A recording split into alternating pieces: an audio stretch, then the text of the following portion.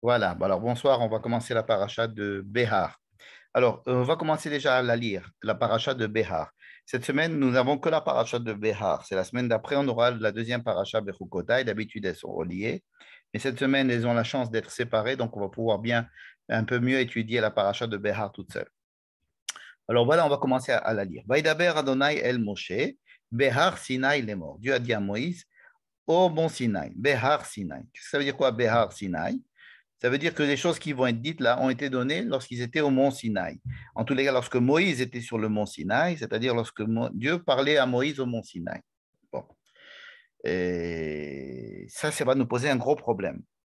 Et je vais le détailler tout à l'heure, mais c'est pour ça que je l'ai mis en bleu pour ne pas oublier. D'abord, el bene Israël ve'amarta alehem.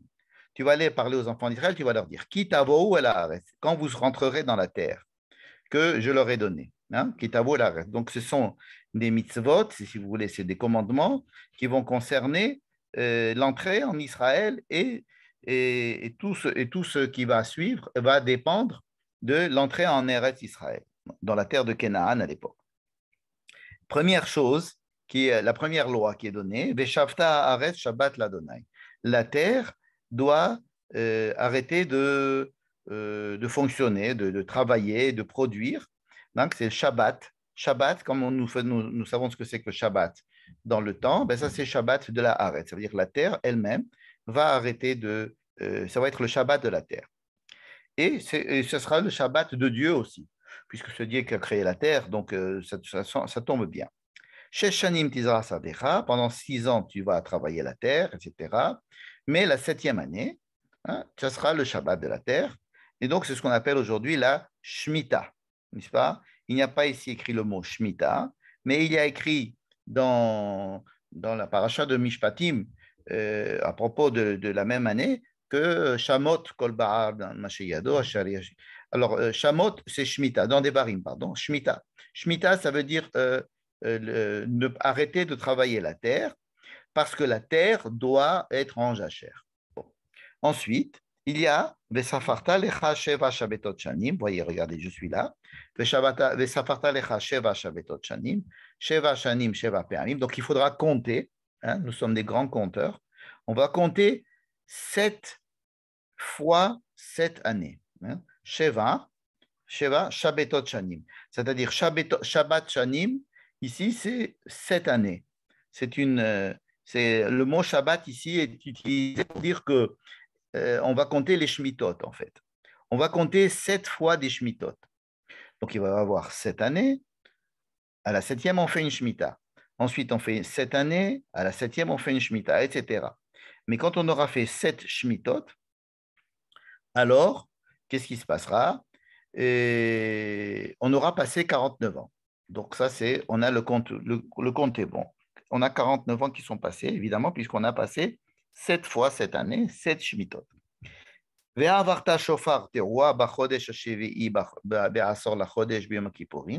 Donc, l'année d'après, c'est-à-dire la 50e année, on devra, le jour de Kippour, sonner du chauffard. Cette fois-ci, c'est du chauffard, pas à la fin de Kippour, comme pour indiquer la fin du jeûne, mais c'est le chauffard en plein jour de Kippour. C'est un chauffard qui va déclarer que l'année, vous savez que le jour de Kippour, et dans plusieurs endroits dans la Torah, dans le Nar et dans la Bible, le jour de Kippour est considéré très souvent comme le premier jour de l'année, hein, et pas Rosh Hashanah. Rosh Hashanah n'est qu'une préparation au jour de Kippour. Bon, mais ce n'est pas le sujet de ce soir. Et donc, le jour de Kippour, on annonce ce jour-là que l'année qui rentre maintenant est une année qui s'appellera le Yovel. Yovel, d'où est tiré le mot jubilé, c'est le même racine. Et donc, le Yovel, c'est toute l'année numéro 50. Vekidashtem et Shenat HaChamishim Shana. Voilà. Et tout le reste de la paracha va nous indiquer tout ce que l'on doit faire, tout ce que l'on ne doit pas faire pendant cette année de Yovel. Hein. Donc, toute la paracha de Béhar, en fait, traite de 2 sujets. Hein. Ce n'est qu'un seul chapitre, elle est très courte. Premier sujet, on vient de le voir en intégralité, c'est la Shemitah. Et deuxième sujet, qui est plus long parce qu'il a plus de conséquences, il porte plus à conséquence, c'est le Yovel. On va étudier ces deux mitzvot tout à l'heure. Voilà. Mais je vous avais promis qu'on allait parler de ce mot Behar Sinai, n'est-ce pas? Alors, en quoi est-ce que ce mot Behar Sinai peut poser problème? Je vais vous rappeler que nous nous trouvons à la fin du livre de Vaïkra. Voilà. Alors, si vous voyez le livre de Vaïkra, voilà, j'écris ici Sefer Vaïkra. Le livre de Vaïkra est comporté de plusieurs parachiotes, dont les dernières sont Behar et Bechukotai. Donc, nous sommes donc vers la fin du livre de Vaïkra. Or, le livre de Vaïkra a été entièrement dit à Moïse lorsqu'il était dans le Mishkan, c'est-à-dire dans la tente d'assignation, entre les deux chérubins. Comment je sais ça? Parce que le premier verset du livre de Vaïkra, il y a écrit Vaïkra el Moshe. Donc Dieu, entre les deux chérubins, appelle Moïse et Moïse rentre à l'intérieur de ce qu'on appelle le Ohel Moed, l'endroit de rencontre entre Dieu et Moïse, c'est-à-dire le Mishkan. Bon. Donc tout le livre de Vaïkra a été dit à Moïse lorsque le Mishkan a été construit. Rappelons-nous quand est-ce que le Mishkan a été construit. Revenons au livre de Shemot, le précédent livre. Nous sommes dans le livre de Shemot. Nous sommes sortis d'Égypte. Nous sommes arrivés au Har Sinaï, à la montagne du Sinaï. Dieu a donné les tables de Moïse quand il était au mont Sinaï. Il lui a donné aussi les Mishpatim. Il lui a enseigné beaucoup de lois sur le mont Sinaï. Et ensuite, on a dit, bon, maintenant, on ne va pas rester sur ce mont Sinaï. Tu vas redescendre et tu vas en bas, c'est-à-dire sur la terre ferme, sans être au-dessus de la montagne. Tu vas construire un Mishkan, c'est-à-dire un tabernacle. Et à partir de maintenant, c'est de là-bas que je te parlerai. Je te parlerai du tabernacle. Tu n'as pas besoin de monter maintenant sur le mont Sinaï pour à chaque fois que je te parle.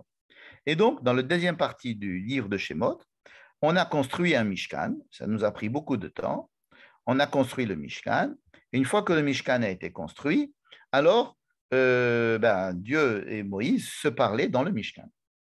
Et c'est pour ça que le début du livre de Vaïkra commence justement, c'est la suite, après qu'on ait construit le Mishkan, Dieu parle à Moïse dans le Mishkan, hein, mais au El Moed.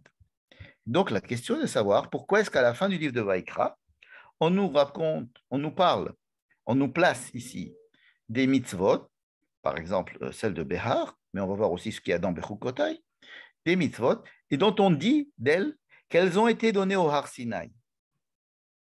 Donc, c'est comme si on revenait en arrière, vous comprenez? On revient en arrière, on dit que ça a été donné au Sinaï. Donc, si ça a été donné au mont Sinaï, c'est un petit peu anachronique. Ça aurait dû apparaître, par exemple, au milieu du livre de Shemot, par exemple, après la paracha de Mishpatim, ou peut-être dans la paracha de Kitissa, mais en tous les cas, pas ici, n'est-ce pas? Regardez, nos deux parashiot, Behar et Chukotai, ont vraiment mérité une couleur différente, la couleur bleue que je leur ai assignée ici, étant donné que la paracha de Behar commence par Vaïdaber Hashem el Moshe Behar Sinai, comme on vient de le lire, et à la fin de Bechukotai, il y a écrit voici les mitzvot que Dieu a donné à Moïse et à Israël, Behar Sinai, c'est le dernier mot. Donc vraiment, c'est une couleur à part, une couleur bleue, qui rattache nos deux parachiotes au mont Sinaï. Et donc, elles ont été données au mont Sinaï. Alors que nous nous trouvions dans un livre qui était, jusqu'à présent, entièrement dit à Moïse dans la tente d'assignation, c'est-à-dire pas au mont Sinaï, dans le désert du Sinaï, certes, mais dans la tente d'assignation.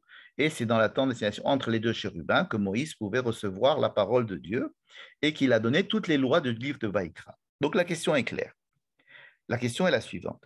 Pourquoi ces deux parachiotes, qui sont Behar et Bechukotai, ont été déplacés de leur endroit naturel qui est dans le livre de Shemot, lorsque nous parlions du Bahar Sinaï, lorsqu'on avait décrit les lois que Dieu avait données à Moïse au mont Sinaï, et on les a mis à la fin du livre de Vaïkra, alors que Moïse a quitté le mont Sinaï déjà depuis longtemps, et la parole de Dieu à Moïse n'est faite qu'à l'intérieur du tabernacle.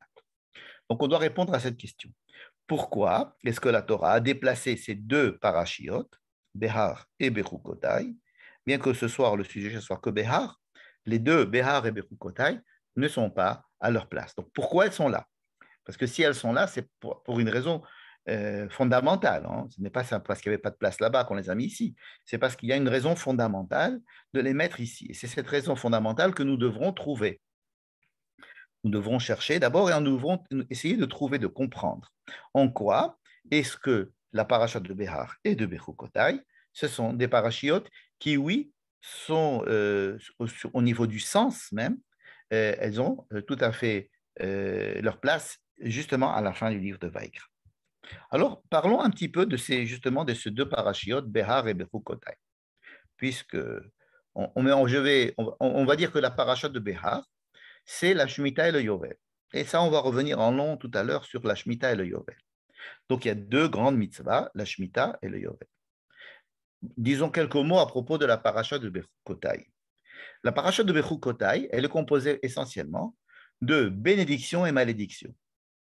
C'est-à-dire, ça commence comme ça. Les bénédictions commencent. Im Bechukotai telechu, si vous allez dans mes commandements, si Dieu dit aux enfants d'Israël, si vous suivez mes commandements, alors je vous amènerai la bénédiction.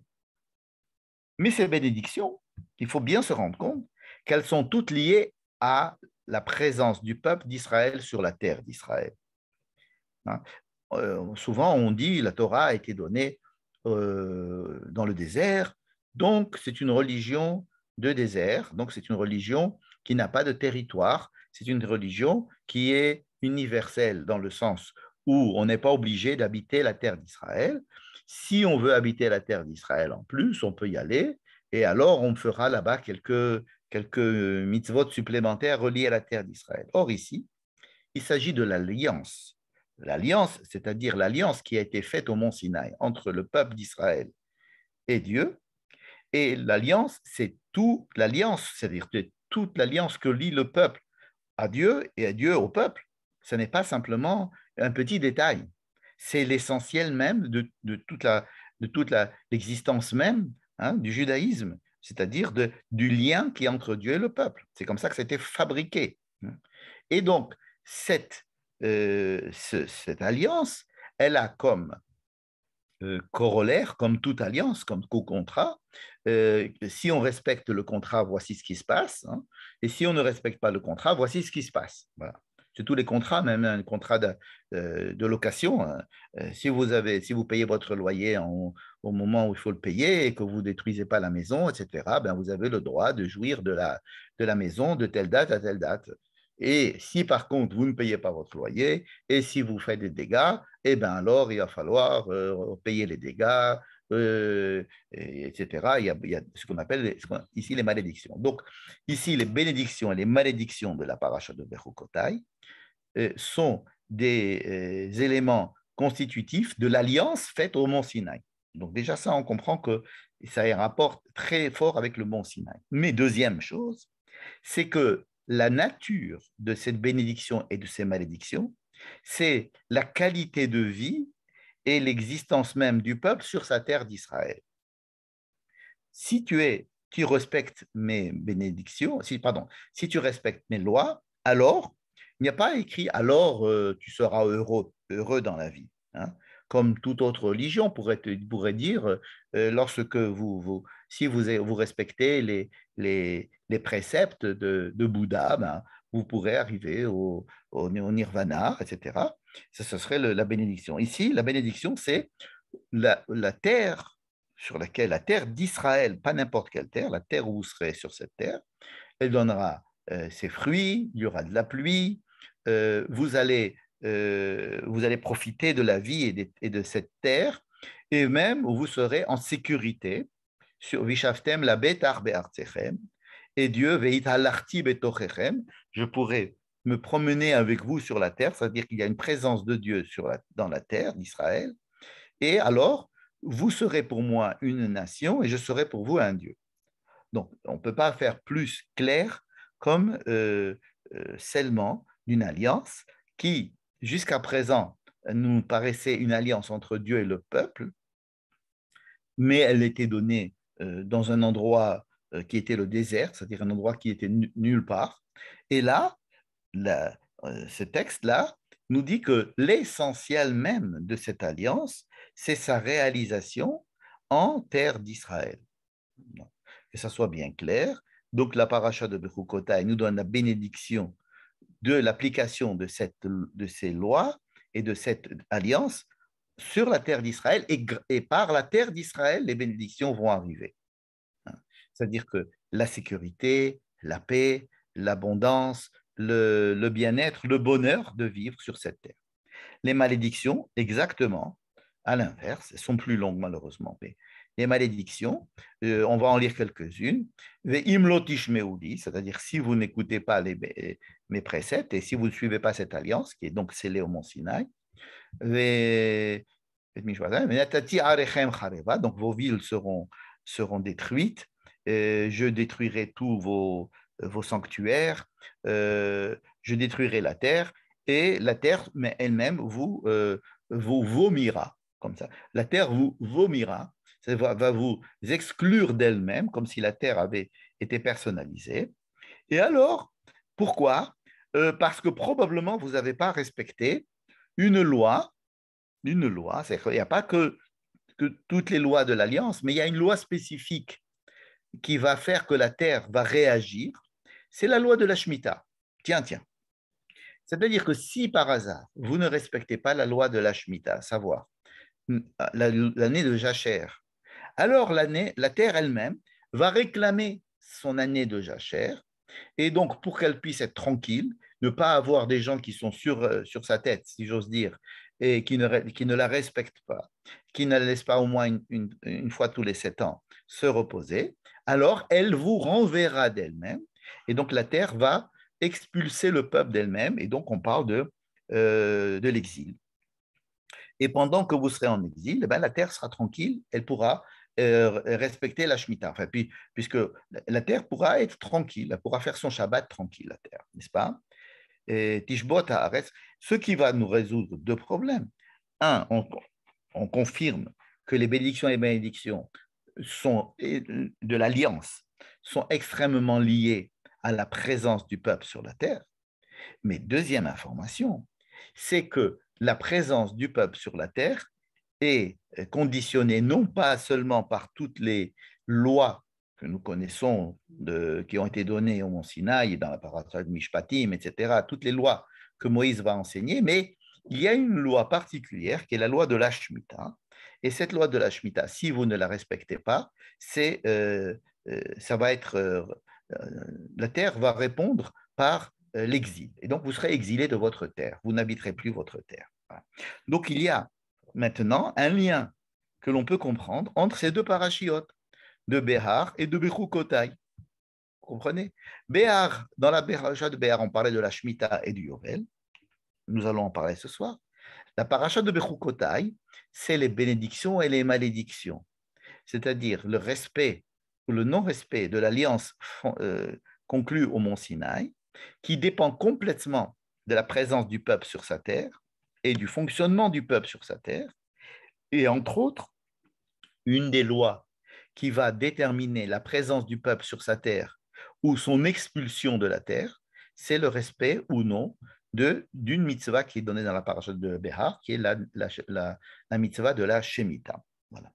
Donc, on a compris que ces deux mitzvot, d'abord, sont reliées l'une l'autre, puisque la Shemitah va nous expliquer comment faire pour rester en terre d'Israël, et que rester en terre d'Israël, c'est l'application de l'alliance faite à Dieu, entre Dieu et le peuple, au mont Sinaï.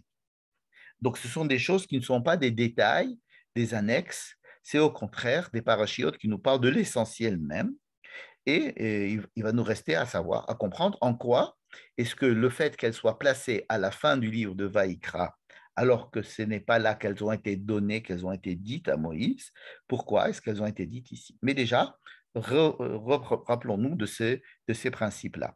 Alliance égale présence du peuple sur sa terre d'Israël. Tant que le peuple n'est pas sur la terre d'Israël, Dieu n'est pas présent parmi eux, et les lois qui vont être appliquées par le peuple, même en dehors d'Israël, ne sont pas appliquées de la manière idéale. C'est-à-dire, on va les faire simplement pour se rappeler comment faire lorsque on reviendra en Israël. Mais l'application d'une mitzvah, n'importe quelle mitzvah, doit être vécue entièrement uniquement lorsqu'on est en terre d'Israël. Et une des mitzvot qui font que le peuple a le droit de rester sur cette terre, c'est le respect de cette terre en faisant la mitzvah de la Shemitah. Voilà. Donc, ces choses-là étant acquises, et elles sont extrêmement importantes, évidemment, ce n'est pas parce qu'on les dit de façon succincte qu'elles ne le sont pas, mais les choses qui ont été dites là sont des choses extrêmement importantes. Alors, nous allons essayer ce soir d'étudier, on ne va pas étudier les lois de la Shemitah et du Yovel, mais on va dire quelques idées maîtresses à propos de la loi de la Shemitah et les lois du Yovel. Voilà, c'est ça que je vous invite ce soir. Alors, j'ai tout simplement résumé dans un tableau les lois de la Shemitah et du Yovel. Dans la Shemitah, je vous rappelle que la Shemitah, c'est la 7e année, après avoir compté 7 ans, la 7e année elle-même est une année de Shabbat, si vous voulez, une année de Shabbat de la terre. Quelles sont les lois? Les lois, c'est que le peuple n'a pas le droit de travailler la terre, de semer, de labourer, etc. Mais ça ne veut pas dire que cette année, on ne va pas manger. Au contraire, cette année, la grande mitzvah, ça va être de manger. Ça nous rappelle évidemment la mitzvah que l'on connaît bien, c'est la mitzvah du Shabbat. Nous n'avons pas le droit de faire à manger Shabbat. Nous n'avons pas le droit d'allumer le feu Shabbat.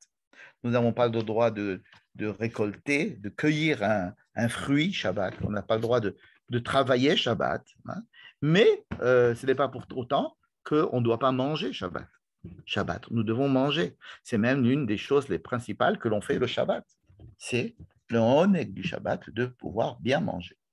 Alors, comment on va manger? On va s'arranger. On va s'arranger. Et bien, la Shemitah aussi, on va s'arranger. Comment on va faire? Mais dire, par exemple, si une pomme naît, apparaît sur un arbre pendant la Shemitah, la plus grande des manières de respecter la Shemitah, c'est de prendre la pomme et de la manger. Je ne suis pas en train d'inventer, c'est écrit. Je vais vous montrer ça. Voilà.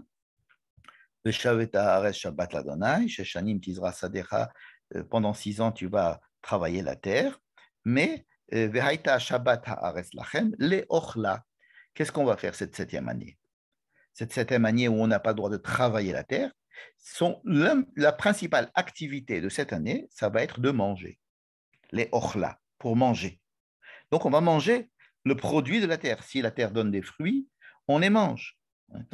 Et donc, le but, c'est de réapprendre à manger. Alors, qu'est-ce qui est interdit?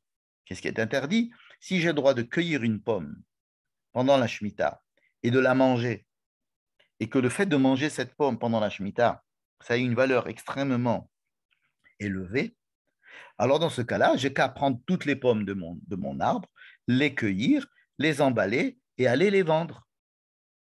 Eh bien non, justement, c'est ça qui est interdit à la Shemitah, c'est de commercialiser, c'est de rendre la terre comme de la faire rentrer dans un système de production avec un système de commercialisation, un système où je vais faire rentrer la terre dans mon système économique qui va faire que c'est exactement comme j'ai une usine qui me fabrique des jouets en plastique, eh ben, j'ai un terrain qui me fabrique des fruits ou des légumes.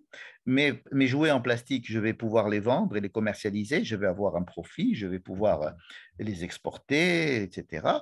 De la même manière, les fruits et les légumes que je vais avoir de ma terre, je vais pouvoir les emballer, les exporter, faire de la spéculation sur ça.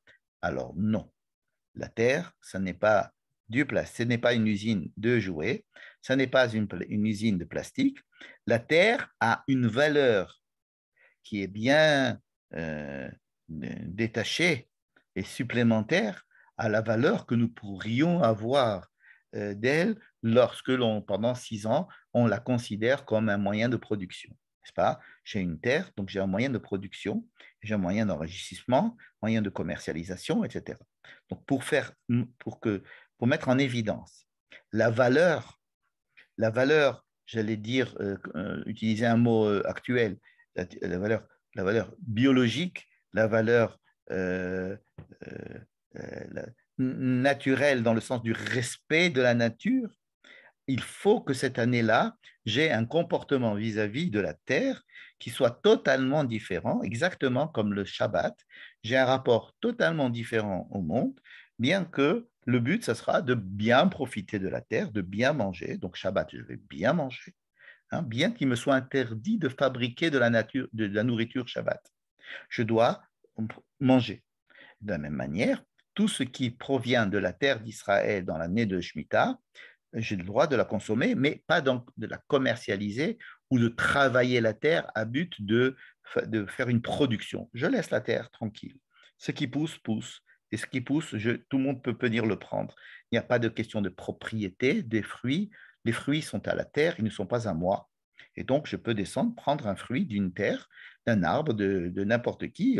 L'arbre n'appartient plus à l'homme, la terre n'appartient plus à l'homme, la terre redevient la terre de Dieu, c'est-à-dire la terre telle qu'elle a été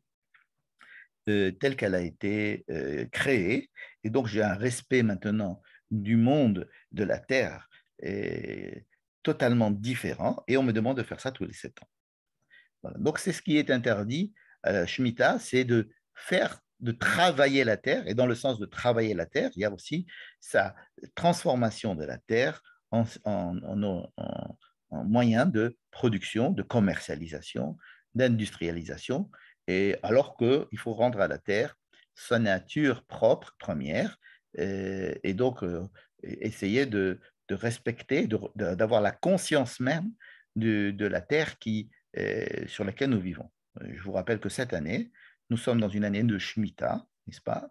Et, euh, et c'est une année, si elle était bien étudiée, bien comprise, qui pourrait énormément contribuer à ce que nous ayons un rapport au monde beaucoup moins agressif tel que nous l'avons les autres années aussi, parce que vous savez que tout ce qui se passe le Shabbat m'apprend est là pour m'enseigner quel est le rapport juste que je devrais avoir les autres jours de la semaine.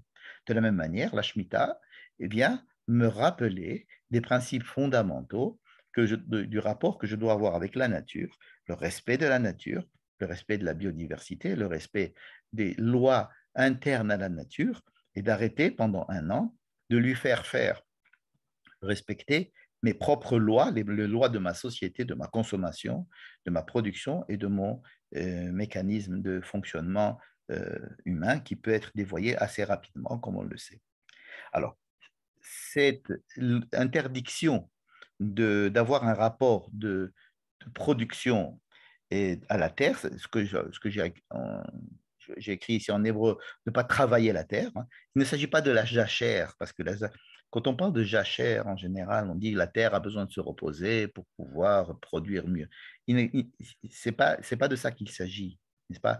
C'est pas lorsque en France, la notion de jachère, par exemple, est rentrée euh, pour essayer de faire une parcelle du terrain doit se reposer, il ne faut pas la faire trop produire pour le bien de la production ultérieure. Ce n'est pas de ça qu'il s'agit ici, c'est beaucoup plus un rapport philosophique et donc ensuite comportemental que l'homme doit avoir vis-à-vis de la nature en général et pas simplement dans cette année de Shemitah, mais dans toutes les autres années. L'année de Shemitah vient de façon, en imposant ses lois dans la durée d'une année, de bien comprendre le fonctionnement, de respecter le fonctionnement de la nature et d'essayer de recommencer 6 autres années avec un rapport plus juste vis-à-vis de la nature. Malheureusement, cette idée fondamentale de la Shemitah a été oubliée par le peuple juif, même par ses rabbins et par les observants de ces mitzvot. Et étant donné qu'on est resté 2000 ans sans être sur la terre et donc sans pratiquer cette mitzvah, la mitzvah de la Shemitah se résume aujourd'hui à des lois de cacheroute, alors que ce n'est pas du tout une loi de cacheroute, c'est une loi philosophique de rapport juste à la nature. Je referme la parenthèse. Dans le Yovel, ces mêmes lois existent. Donc le Yovel, qui est donc la 50e année, hein, tous les 7 ans, les 7 ans, c'est une Shemitah. Donc la 49e année est une année de Shemitah, puisque c'est la dernière année d'une série de 7, mais la 50e année aussi est une année de Shemitah. Mais cette fois-ci, il va y avoir une dimension différente. Alors, ce sont les mêmes lois agricoles, on n'a pas le droit de faire ceci et cela, tout ce qui est interdit dans la Shemitah est interdit au Yovel, mais il va y avoir une intention supplémentaire qui va être mise dans le Yovel. C'est la dimension humaine, c'est-à-dire que même les hommes et le rapport des hommes entre eux et des rapports des hommes à leur propriété, parce que la terre n'est pas simplement un moyen de produire des fruits et des légumes pour l'homme, c'est aussi un endroit, une possession d'une terre. Hein. Une terre, c'est aussi une marque de puissance, de richesse, de tout ce que l'on veut, en plus du fait que ça soit une terre qui puisse produire, si vous voulez, des fruits et des légumes. Donc, dans le Yovel, ce qui est censé être remis à zéro, c'est toute la structure néfaste qui a pu s'installer entre l'homme et le fait qu'il soit propriétaire terrien, et entre les hommes entre eux, puisque il va y avoir libération de tous les esclaves, c'est-à-dire qu'il va y avoir une remise à zéro de tous les rapports sociaux et de richesse au Yovel. Tout est remis à plat. Hein.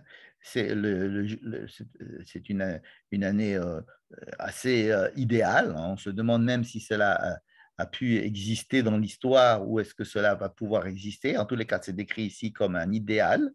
Et comme tous les idéaux, même s'ils ne sont pas mis en pratique, ils doivent nous enseigner sur notre manière de nous comporter et vers quoi tendre, en général, même si nous ne sommes pas arrivés au Yovel. C'est une idée extrêmement importante. Beaucoup de gens disent, est-ce qu'on fait la Shemitah comme il faut? Est-ce qu'on fait le Yovel comme il faut? Quand est-ce qu'on va faire le Yovel? Est-ce qu'on a commencé Le Yovel ne pourra commencer à être compté que lorsque tout le peuple, ou bien la grande majorité du peuple juif sera sur sa terre, que nous aurons retrouvé toutes les tribus perdues, que chacun aura retrouvé la terre de ses ancêtres, etc. Des conditions qui nous semblent insurmontables aujourd'hui, comme la création d'État d'Israël était,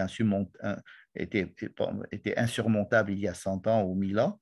Et donc le Yovel, dans les faits, n'existe pas pour l'instant, mais tout ce que l'on enseigne et ce qu'on étudie sur le Yovel doit être pour nous des idéaux de vie, et à savoir que même si j'achète un terrain ou j'achète une maison, je ne peux acheter le terrain que jusqu'au Yovel. Par exemple, si je suis dans l'année numéro 2 du Yovel, j'achète ma maison, pas parce que, et ma maison ne sera pas à moi. Elle sera à moi pendant 48 ans, c'est tout. Si j'achète un terrain, il sera à moi pendant 45 ans. Ça dépend quand est-ce que je l'achète. En fait, le Yovel doit remettre à zéro tout.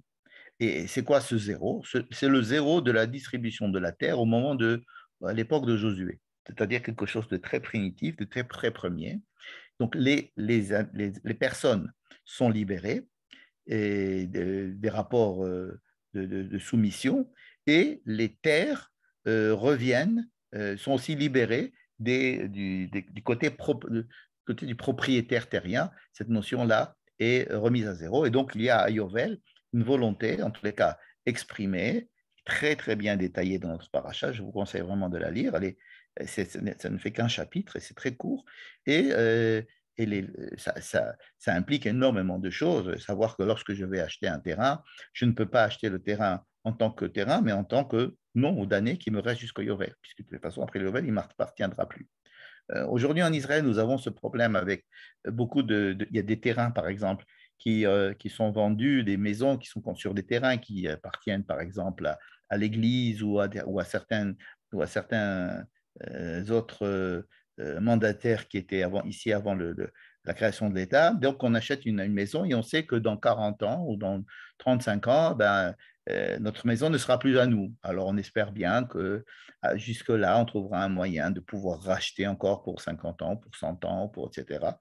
Mais le fait que votre maison ne vous appartient pas à jamais, hein, mais nous sommes des propriétaires, nous sommes des locataires en fait, nous ne sommes pas des propriétaires, nous sommes des locataires sur cette terre.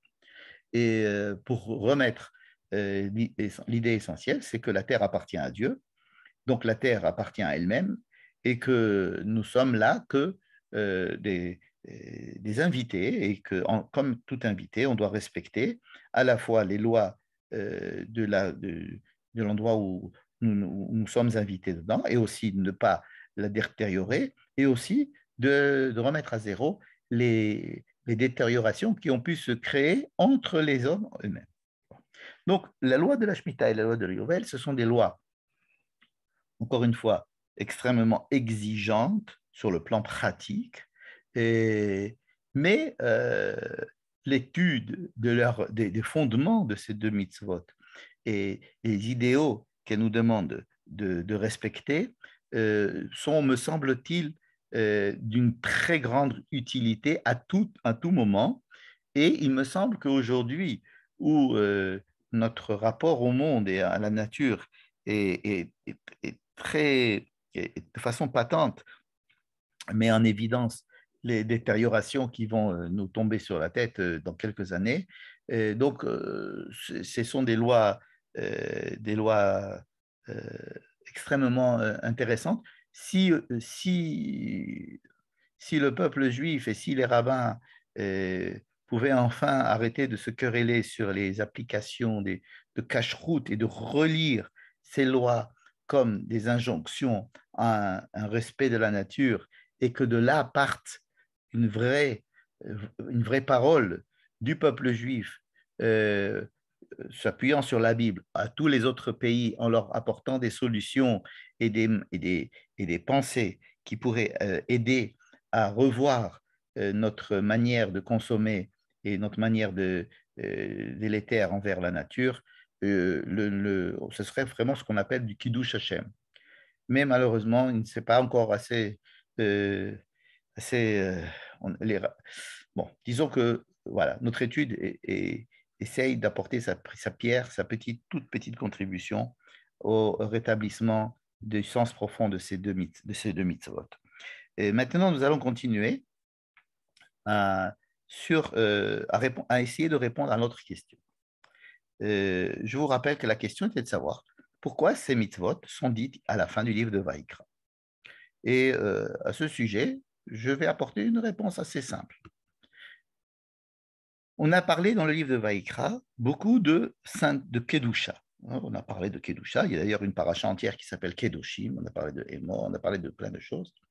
Mais en gros, nous avons parlé de la Kedusha dans l'espace et nous avons vu la semaine dernière dans la paracha de Hémor la Kedusha dans le temps. Je vais essayer de m'expliquer. Qu'est-ce que c'est que la Kedusha dans l'espace? Kedusha dans l'espace, ce que j'ai appelé ici Kedusha Tamerhav.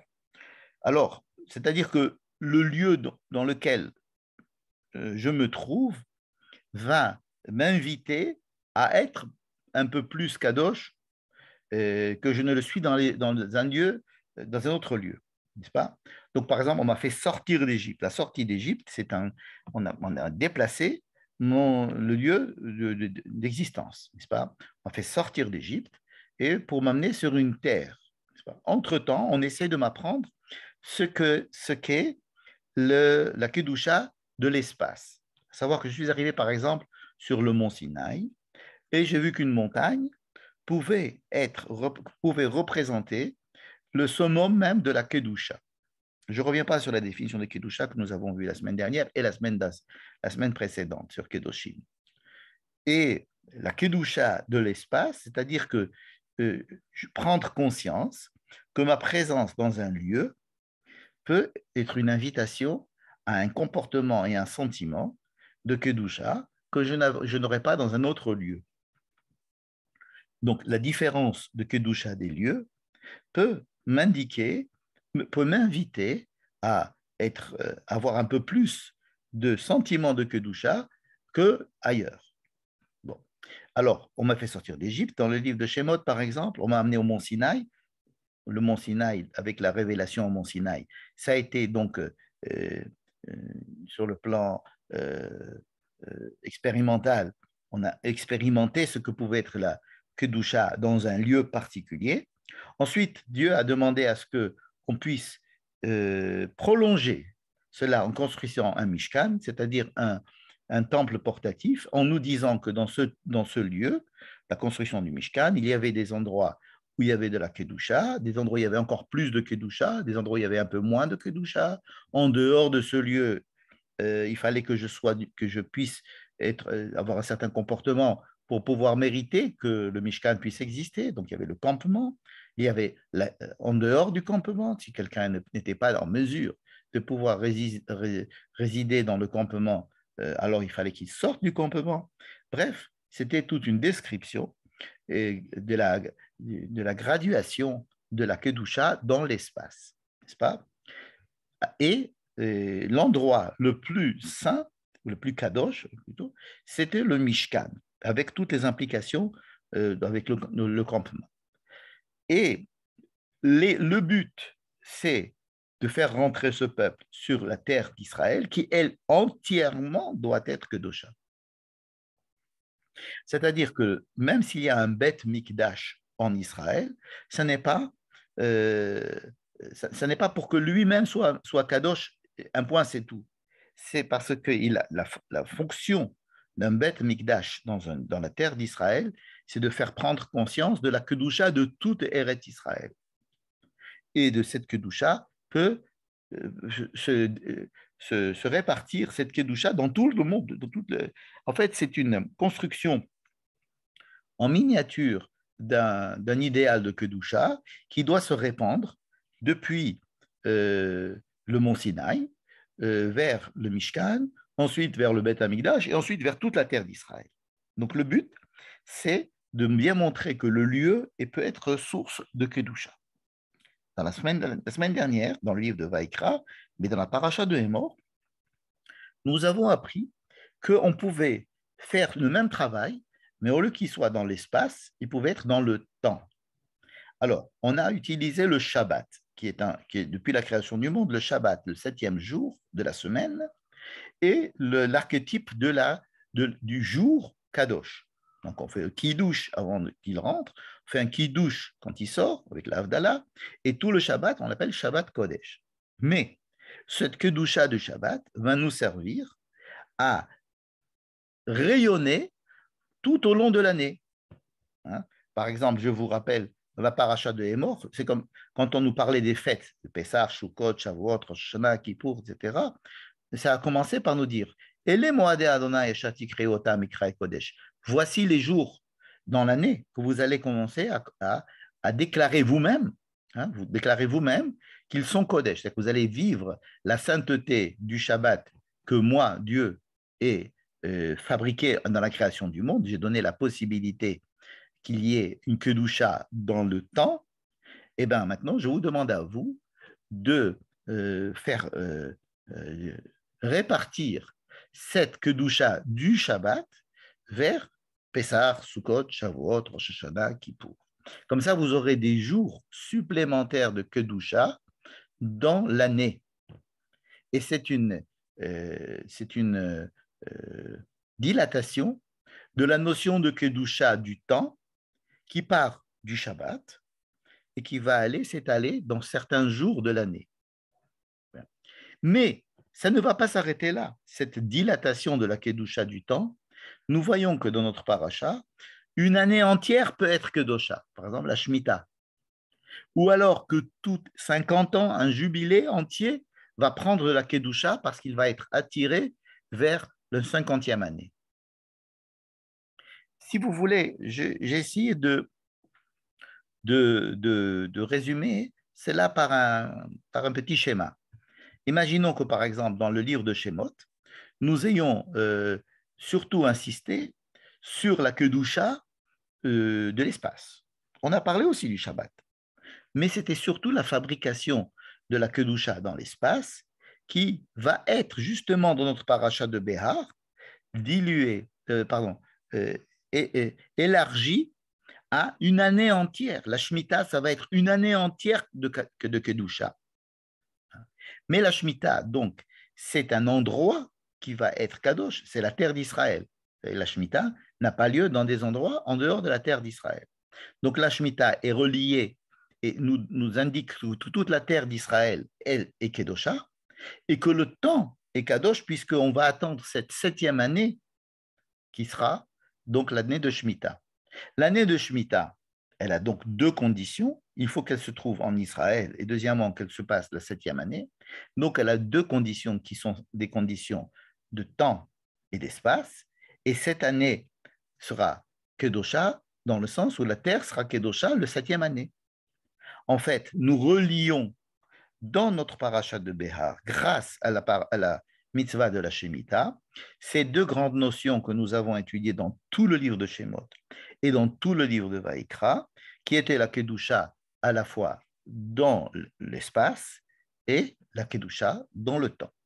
Et donc oui, notre paracha a toute sa place justement ici, maintenant que nous avons appris un peu plus ce que veut dire la Kedusha, n'est-ce pas, dans le livre de Vaïkra surtout, notamment la Kedusha la plus difficile, à savoir la Kedusha dans le temps, n'est-ce pas? C'est de faire des fêtes, de considérer le temps comme Kadosh, c'est-à-dire le temps qui nous permet de penser à la Kedusha, de se dire que je ne suis pas je n'appartiens pas au temps, mais que le temps m'appartient. D'arrêter de travailler, d'arrêter d'avoir une activité qui est dirigée par le rythme du temps et de reprendre possession du temps.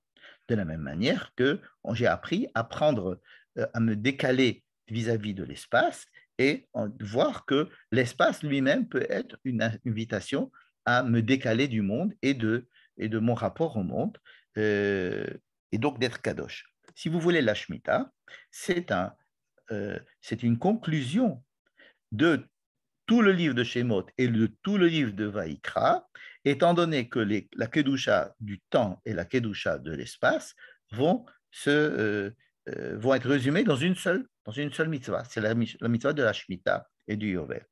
D'ailleurs, comment finit notre paracha de Behar? Elle finit par une phrase qui est éloquente. Et shabbatotai tishmoru ou migdashi tiraou ani Adonai. Vous respecterez mes shabbats, vous respecterez mon Beth Amikdash, je suis Dieu. C'est comme ça que la paracha conclut tout ce que nous a dit sur la Shemitah. Comme si la définition même de la Shemitah, c'était de transformer l'essai, si j'ose dire, de tout ce que nous avons appris et tout ce que nous faisons dans les fêtes et dans les Shabbats dans une année, et le fait qu'on comprenne qu'est-ce que c'est que la Kedusha de l'espace qui va se réaliser sur la terre d'Israël. Et alors, quand je serai en Israël et que je pourrai faire la Shemitah, alors j'utiliserai tout ce que j'ai appris dans tout ce qui a été dit dans le livre de Shemot et le livre de Vaïkra à propos de la Kedusha du temps et de l'espace.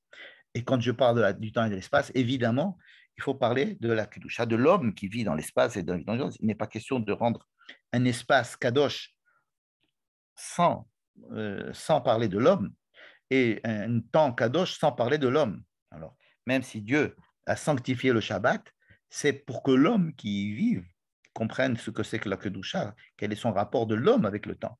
Si Dieu a sanctifié un endroit, qui est le Mishkan, ce n'est pas pour le sanctifier lui, ce n'est pas pour habiter, c'est pour apprendre à l'homme à vivre la Kedusha dans l'espace, n'est-ce pas? C'est toujours l'homme qui est au centre des préoccupations de la Torah et jamais autre chose. Mais on parle du rapport de l'homme au temps et du rapport de l'homme à l'espace. Voilà. Donc ça, c'est, si vous voulez, une tentative de réponse que je propose à propos du fait que la paracha de Behar soit à la fin du livre de Vaïkra, bien qu'elle ait été donnée au Mont Sinaï. Et on a aussi compris pourquoi est-ce que Behar était relié à la paracha suivante, Bechukotai, puisque Bechukotai, c'était l'application ou la non-application de toute l'alliance à travers notre présence sur la terre d'Israël et le fait de respecter la Kedusha de la terre d'Israël, et la Kedusha de la terre d'Israël passe par le respect de la Kedusha du temps et de l'espace. Donc la Shemitah, le non-respect de la Shemitah va nous faire quitter la terre d'Israël tout simplement. Enfin, tout simplement. C'est pas simple du tout de quitter la terre d'Israël comme on l'a vécu pendant 2000 ans. Bien. Ces éléments de réponse étant donnés, je voudrais maintenant aborder un autre sujet qui est un sujet un peu technique et je vous demande de prendre une respiration parce que ça m'a demandé un petit peu de réflexion, j'allais dire mathématique. Vous allez voir de quoi je vais parler tout de suite. Nous avons dit, je ne sais pas si j'ai fait un petit schéma plus haut. Oui, voilà un petit schéma. Voilà un autre schéma. Nous revenons sur ces petits schémas-là. La Shemitah.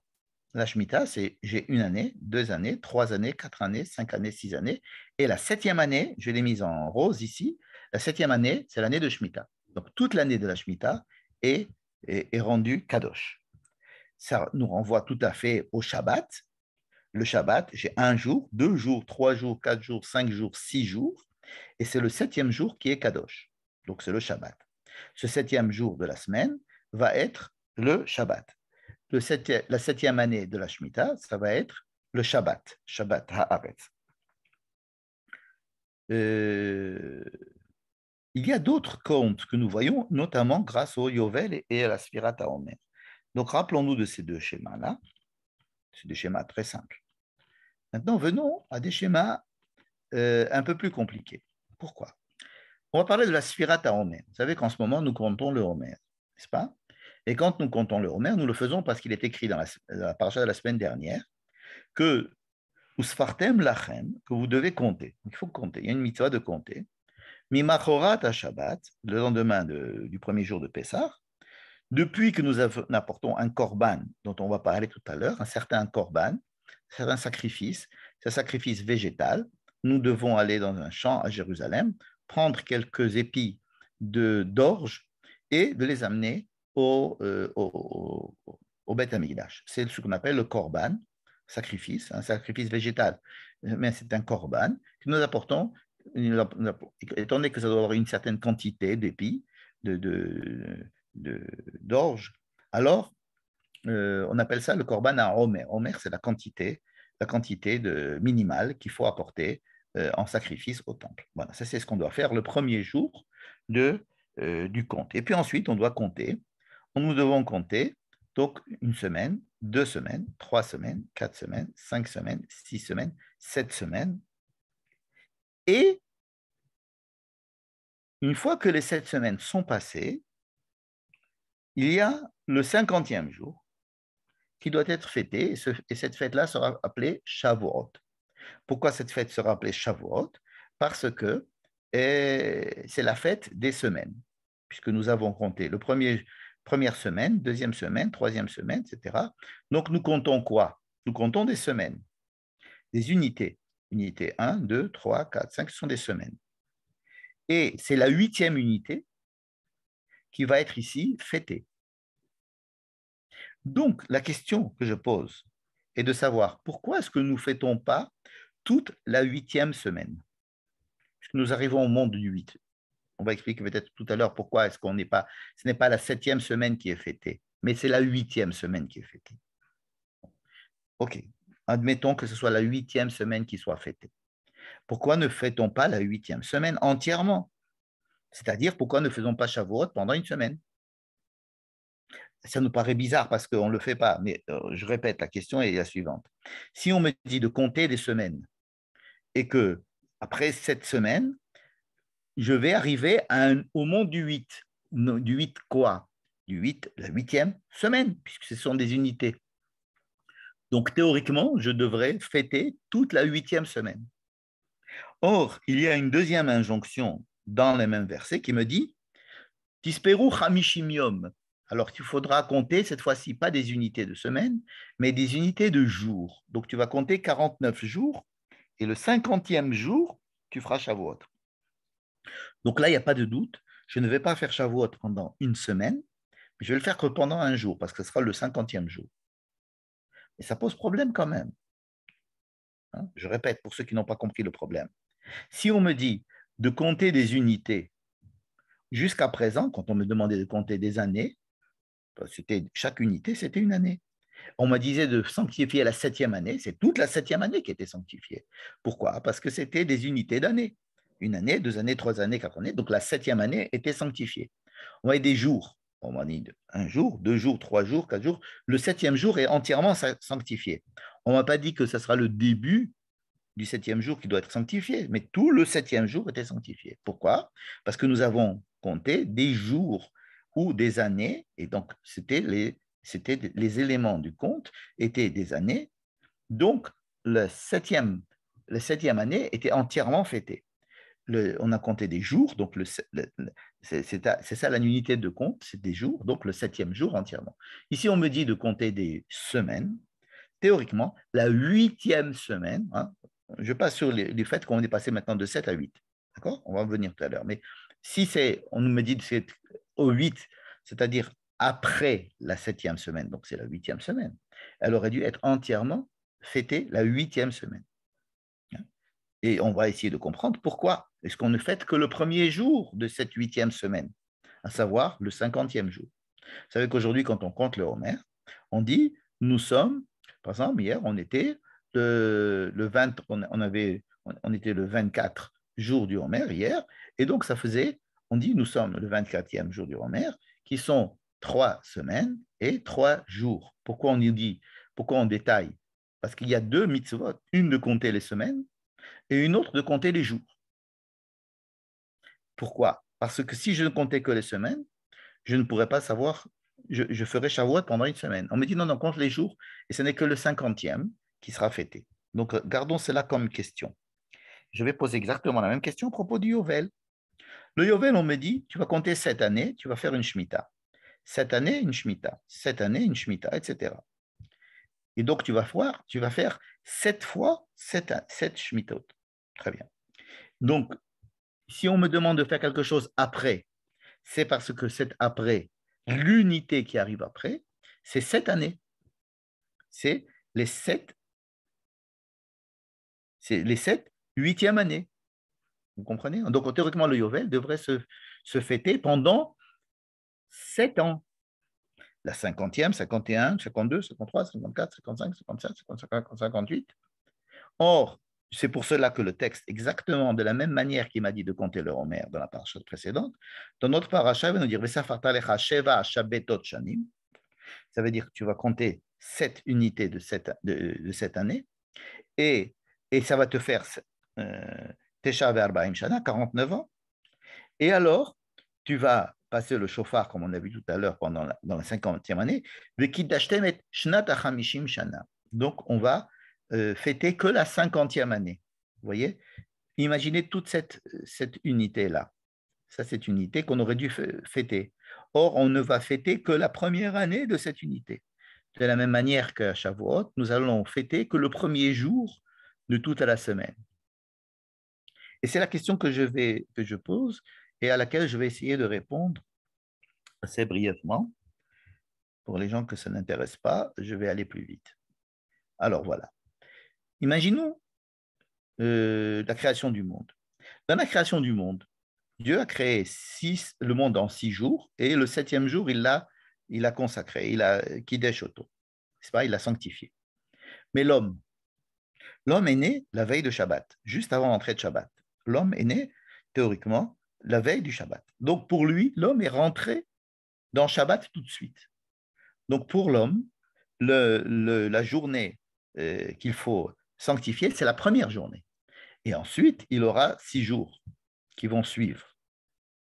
On ne se rend pas compte, mais ce sont ces deux systèmes qui sont des systèmes extrêmement différents. Le premier système est le système naturel, le système de la création du monde, le système vu par Dieu, si j'ose dire. Le deuxième, c'est le système vu par l'homme. L'homme a d'abord fait Shabbat et ensuite il a vécu 6 jours avant de rencontrer le Shabbat de la semaine d'après. Mais il a d'abord vu un Shabbat. Vous connaissez cette histoire, une question de Halakha dans la Gemara qui dit un homme qui aurait perdu complètement le sens du temps, il se trouve dans le désert et il se dit, bon, maintenant il faut que je fasse Shabbat, mais il ne sait pas quel est le jour de la semaine il est. Alors, une idée, ce serait de dire, on va aller selon la création du monde. Il va compter à partir du moment où il se rend compte, il va marquer 1, 2, 3, 4, 5, 6, et le 7e jour, il va faire Shabbat. Hein, même si ce n'est pas le vrai Shabbat, mais il n'a pas de repère à part ça. Un autre avis, et c'est un avis qui est tout à fait valable aussi, il va dire, écoutez, non, l'homme, il est comme l'homme qui vient de naître, et l'homme qui vient de naître est rentré dans Shabbat, donc il doit d'abord faire Shabbat, et ensuite compter 6 jours. Voilà. Et cette petite histoire de la Gemara n'est là que pour, évidemment, c'est un cas d'école assez, assez bizarre, mais c'est pour bien nous montrer qu'il y a ici deux systèmes. Bon. Ces deux systèmes-là sont en fait des systèmes qui vont nous aider à comprendre un peu ce qui se passe. La Shemitah. La Shemitah, on a dit qui c'est qui se repose à la Shemitah. Le Shabbat de la Shemitah, il est pour qui? C'est pour la terre, rappelez-vous. C'est la terre qui se repose, ce n'est pas les hommes qui se reposent. On n'a pas le droit de travailler la terre parce que la terre doit se reposer. Au Yovel, ce n'est pas pareil. Au Yovel, on ne doit pas travailler la terre parce que c'est l'homme qui doit se reposer. C'est très important. Bien que ce soit les mêmes lois, il faut savoir que la Shemitah et le Yovel, ce sont deux systèmes qui représentent deux mondes différents. La Shemitah, c'est le monde qui doit se reposer. Donc, si c'est le monde qui doit se reposer, c'est le système du monde. Donc, utilisons le système du monde. Le système du monde veut qu'il y ait d'abord 6 années et la 7e est sanctifiée. C'est ce qui se passe dans la Shemitah. Dans le Shabbat, pareil. Le Shabbat, c'est la création du monde. Donc, on est selon la création du monde, 6 jours, et le 7e est sanctifié. C'est le Shabbat. Par contre, quand on va arriver dans la Sfirat HaOmer et le Yovel, ces deux derniers sujets que nous avons abordés, ici, ce n'est plus la nature qui est importante, c'est l'homme. C'est l'homme qui, pendant la Sfirat HaOmer, lui-même va être celui qui va apporter des prémices, celui qui va commencer à prendre à manger du pain. Donc, le Sfirat HaOmer est fait pour l'homme. Donc, dans la Sfirat HaOmer, ce qui va compter, ça va être le système humain. Or, quand on va être dans la Sfirat HaOmer, et dans le Yovel, la même chose. On a dit que dans le Yovel, c'est la libération de l'homme, ce n'est pas la libération de la terre pour le Yovel. Alors, on va revoir un petit peu nos petits schémas là. Et là, si vous avez compris, j'aurais tout gagné. Sinon, ce n'est vraiment pas catastrophique. On a dit que dans la Sfirat HaOmer et dans le Yovel, c'était le système humain, c'est-à-dire que le premier jour est sanctifié et ce qui vient après n'est pas sanctifié. Donc, lorsqu'on va demander à l'homme de sanctifier la 8e semaine, il ne va sanctifier que le premier jour de la 8e semaine, ce qui est donc le 50e jour. C'est Shavuot dure un jour. Lorsqu'il va arriver la 8e série de cette année du Yovel, n'est-ce pas? Comme c'est un système qui appartient à l'homme, il ne va pas faire 7 années de jubilé. Il ne va faire que la première année du jubilé et pas les 7 dernières années. Et donc, le jubilé durera que 1 an, n'est-ce pas? Et pas 7 ans. Parce que c'est la première année des 7 années. Et c'est pour ça que le jubilé a lieu que pendant 1 an, alors que théoriquement, il devrait durer 7 ans, n'est-ce pas? C'est-à-dire que toute cette unité des 7 ans, elle est fêtée, mais elle est fêtée à l'aune du compte humain, c'est-à-dire que lui, il va faire la première année de toute cette série, n'est-ce pas? Comme il ferait le Shabbat. Donc, quand on va passer au monde du 8, qui est le monde qui veut faire passer l'homme dans un monde supérieur de Kedusha, c'est avec son système à lui que nous allons utiliser pour fêter soit le 50e jour, soit la 50e année, n'est-ce pas? Ce qui va nous permettre de comprendre aussi quelque chose. Regardez dans le Homer. Dans le Homer, nous avons le premier jour, nous devions amener un korban, qui était le korban dont on a parlé tout à l'heure, à savoir une certaine quantité d'épis d'orge que nous allons prendre en Jérusalem et monter avec ces orges-là, sans les travailler, sans en faire de la farine ni rien du tout, brut, on va les amener au temple. N'est-ce pas? Alors que le jour de Shavuot, le 50e jour, nous allons apporter aussi un sacrifice végétal aussi. Cette fois-ci, ça sera du pain. C'est-à-dire, d'abord, ça sera du blé et pas de l'orge qui est considéré comme étant plus une nourriture animale que le blé qui est plus considéré comme une nourriture humaine. On va en faire de la farine, on va en faire du pain et ce pain-là va être amené au temple comme un korban. En fait, toute la période de Sfirat HaOmer se situe entre ces deux korban. Le korban de Seora, n'est-ce pas, brut, naturel, pas travaillé, quelque chose qui est, on pourrait donner cela à des ânes, ils le mangeraient avec grand plaisir, n'est-ce pas? Tandis qu'un homme ne pourra pas manger ça. Tandis que le corban que nous allons amener le 50e jour, ce sera un corban de quelque chose d'évolué. Ce sera du blé travaillé et fait en pain, n'est-ce pas? Et alors, le premier jour du Homer, on est en train de, de, de dire que nous sommes dans le monde encore de la création du monde. Donc, nous nous disons que ce premier jour, c'est un jour naturel, n'est-ce pas? Et donc, on est dans le système de la création du monde. Et donc, pour lui, la fête viendra plus tard, le 50e jour. Mais quand on est déjà dans le 50e jour, alors là, nous sommes dans le système de l'homme qui a apporté sa plus-value à la nature et qui en a fait du pain. Et donc, le jour de Pentecôte, le jour de Shavuot, pardon, nous allons fêter ce premier jour de Shavuot comme étant un jour où l'homme a réussi à passer au monde du 8 et il va fêter ce premier jour de la semaine qui est Shavuot, puisque c'est son système à lui, avec le pain que nous apportons, qui est une élaboration humaine de la nature, n'est-ce pas? Alors, qu'est-ce qui va se passer après Shavuot pendant le reste de la semaine de Shavuot? Puisque Shavuot, c'est le premier jour de la 8e semaine. Qu'est-ce qui va se passer pendant cette 8e semaine? Alors, ce n'est pas Shavuot, mais c'est considéré comme des jours de Milouim, c'est-à-dire des jours où nous pouvons continuer à faire Shavuot pour les gens qui n'ont pas eu le temps d'arriver au temple. Ils peuvent revenir le lendemain. Le troisième, il y a 7 jours comme un petit Chol HaMoed. Nous ne faisons pas les Tachanoun pendant ces 7 jours-là. Cela veut dire que oui, la 8e semaine est fêtée, mais c'est simplement le premier jour de la 8e semaine qui est vraiment fêté en Yom Tov. Le reste est comme un chol par rapport au jour de chol du Shabbat, n'est-ce pas? Et donc, nous voyons que nous avons deux systèmes dans le Homer, deux systèmes qui sont parallèles, qui nous obligent à compter les semaines et les jours, avec deux korban, un korban du premier jour, ce n'est pas un jour de fête le premier jour, et qui va nous annoncer tout ce qui va suivre pour la suite, comme la création du monde, qui nous annonce un système de 7 qui va venir après lui, n'est-ce pas? Et ensuite, l'homme qui arrive le huitième jour, ici c'est considéré comme étant le premier jour de la 8e semaine, donc le 50e jour, ça sera Shavuot, avec un autre korban. Et pendant tous les jours, chaque jour, nous allons compter selon ces deux systèmes, le système des semaines et le système des jours. Le système des semaines qui théoriquement nous obligerait de faire Shavuot pendant une semaine, le système des jours qui va nous obliger à faire Shavuot qu'à un seul jour, n'est-ce pas? Et donc, on est en train d'intégrer, si vous voulez, le système humain et le système naturel ensemble.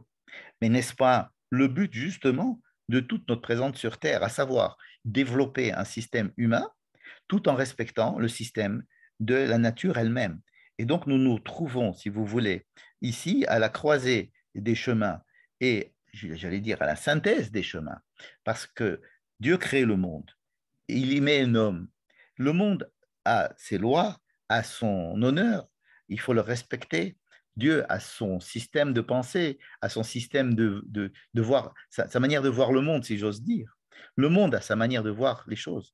Et puis l'homme, qui est dedans, doit apprendre à respecter cela, bien qu'il ait lui-même un autre système de compte et d'intérêt. L'homme doit absolument avoir un système économique, un système de production, il doit avoir du gain, il doit avoir du capitalisme, il doit avoir toutes sortes de choses. Mais il doit aussi avoir des valeurs j'allais dire sociales, des valeurs humaines, des valeurs de respect de la nature, des valeurs écologiques, des rapports, des valeurs de respect de la création du monde par Dieu. Et c'est cette thèse que nous voyons dans notre paracha de Béhar, cette synthèse entre le naturel et l'humain, hein, n'est-ce pas, qui doivent trouver une bonne entente. Alors, pour trouver une bonne entente, la Torah n'a pas trouvé de système meilleur que de nous rappeler à l'ordre tous les 7 ans. C'est ce rappel à l'ordre, comme il le fait tous les samedis dans la semaine, c'est un rappel à l'ordre qui va donner du sens aux autres jours. Au lieu d'avoir des idéaux en permanence, on a des idéaux de temps en temps qui sont censés nous enseigner sur notre manière de nous comporter les autres années. Donc, même si en ce moment, nous n'arrivons pas à effectivement faire la Shemitah comme il faut, et nous n'arrivons pas à faire le Yovel parce que le peuple d'Israël n'a pas encore compris qu'il doit être sur la terre d'Israël, et qu'on attend cela, eh bien, les idéaux sont quand même là, il faudrait quand même essayer de les appliquer, au moins en étant sur la terre d'Israël, en respectant la nature et en respectant l'alliance. Je vous remercie beaucoup de votre attention et je suis prêt maintenant à répondre à vos questions si vous